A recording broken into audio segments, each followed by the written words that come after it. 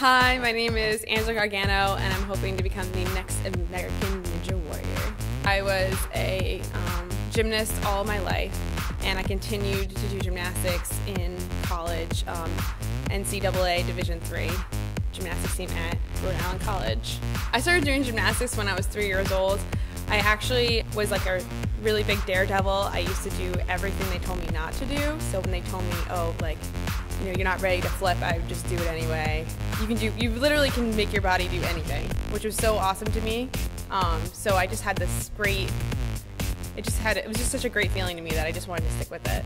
I stuck really to bars, floor, and vault until I tore my ACL, and then I did mostly whatever I could on bar. So I became really a bar specialist because I had to do anything I could do without my leg for a while. I used to be actually working in a pharmaceutical company because I'm a biochemistry major, but I recently just switched to coaching gymnastics, which I am completely in love with, and personal training, and I am now also competing in fitness competitions.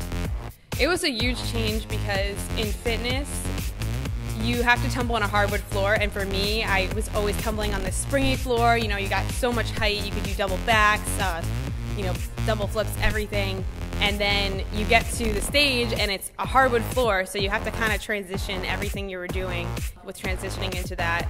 And then the other big thing was walking in heels. You know, I'm not the kind of person who dresses up and walks in heels, so to try and walk in heels on a stage in front of all these people in a bikini was kind of really difficult for me to do at first. You know, you have to really over-exaggerate everything. I also have a very stiff body from gymnastics because that's just how you are, and so I had to try and become a little softer and not as tough looking. So it was kind of that was probably the hardest part for me out of everything, was walking in those heels. And I also want to continue with the fitness competitions. My hope is that I can win the next world title in June. When I saw Casey Catanzaro win it, and she was a gymnast, you know, I was like, you know what, this is awesome. I definitely think I can transition my bar work that I've been doing for all these years since I couldn't use my legs into this. It's definitely a lot of upper body strength, and I just love the course.